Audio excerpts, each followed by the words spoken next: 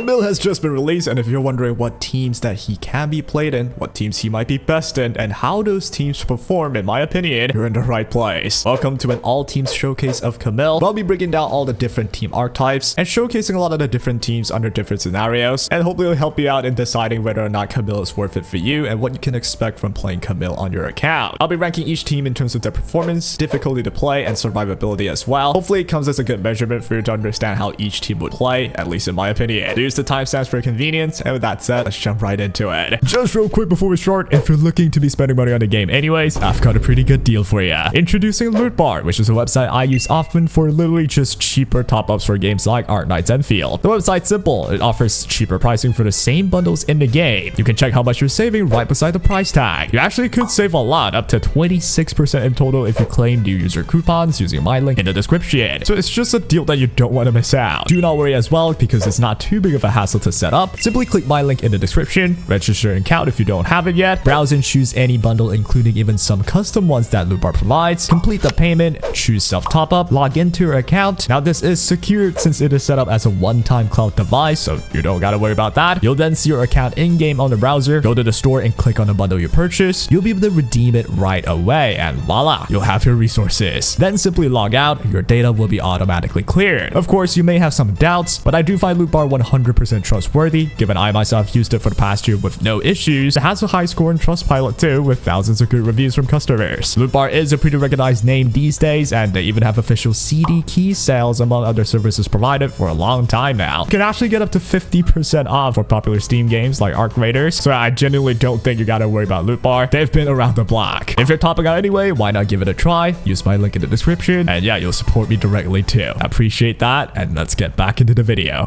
First of all, let's just start with a quick summary on what Camille is all about. His entire shtick is to start with his skill to land debuffs like the weakness and the heat susceptibility. He has talents that buffs the whole team's heat damage dealt, and he also has a ton of link buffs, which actually helps out battle skill damage the most, or ult damage as well, albeit it helps slightly lesser in terms of ult damage compared to battle skill. He also has the ability to apply heat infliction with his skill and ultimate too, which really does point him towards the direction of being used in the heat team, and that'll be exactly the type of team that we'll be focusing on first. But there's also another way to consider using him, because if you're good in a heat team, you're probably also good in the most popular mixed with physical damage team, namely the Rossi, Mifu, or the Rossi Endmin setup. Those will be the teams that we'll be looking for, and I'll also include like a niche idea of using Camille as an arts reactor that can trigger a lot of arts reaction based on how his skill works upon killing an enemy with the Vesper Wing. With all that said, let's just jump into the first archetype of teams, and in my opinion, the best team archetype for Camille, it will be all the teams involving Laevatain. To start us off, we have, in my opinion, the best Laevatain team right now with Camille. It will be Laevatain, Camille, Wolfguard, and Ardelia. You see, the base form Laevatain team that we usually have is a Laevatain hypercarry team that really features a lot of the more common characters like Akekuri, Antal, and even Wolfguard. They're all not exactly premium options. This one is essentially the first step to having a full team of premium options for Laevatain, and Camille will be taking the slot of Akekuri for this case. Camille's job in this case is pretty much really similar to Akekuri. You're trying to apply some heat infliction, you're trying to get all the link buffs. You're also able to provide a lot of SP regen. The SP regen is actually really good for a team with Laevatain, and especially Ardelia, because if you want to make sure the susceptibility through Ardelia is always up, you do want to commit some SP for Ardelia. With Akekuri, it's harder to get that SP regen because you do need to reach certain breakpoints for the enemy's toughness, and that might be something not that easily controlled. But with Camille though, all you really have to do to get SP regen is to trigger his combo skill, or getting his ult and using his enhanced skill as well. His SP regen is way more consistent than Akekuri would, especially in single target scenarios, and that really helps out getting that Ardelia susceptibility up as much as we can. With this team, you usually use Camille and Wolfguard as the main heat infliction applier, Laevatain to absorb them, and by absorbing them with her final strike, you will automatically have Ardelia trigger her combo skill, which lands a corrosion that Laevatain would trigger her combo skill too because of it, and all of that would mean easy melting flame stacks. With the extra SP, Ardelia can then use the skill to apply the really good susceptibility debuffs, all while also dropping some heals for the team, which is why this team is really much strong, and it's pretty much a direct improvement of what we usually have before, which would be the same team, but except Camille would be replaced by Akekuri. Once you have your ultimate, Camille's ult with the link buffs can be stacked in order to help Laevaitain's skill out, and it will be a really big damage increase if you do use all the link buffs, stack them together, and use it all into one max melting flame skill from Laevatain. I will say though, this is something that you'll probably realize with Camille. If if you're just a general player and you're not really min-maxing every bit of step and every bit of move, you may find it hard to always time the link buff well to perfectly buff the correct things. There are going to be times where you're forced to use an ult by, say, Ardelia because you wanted to heal, or an ult by Wolfguard because you wanted to parry, and then that would take away the link buff because just so happens Camille just did his combo skill and Laevatain has not had the chance to use her skill yet. That will happen for the general player, and it also depends on the boss, right? For instance, like this ice boss, you're not going to be able to just stand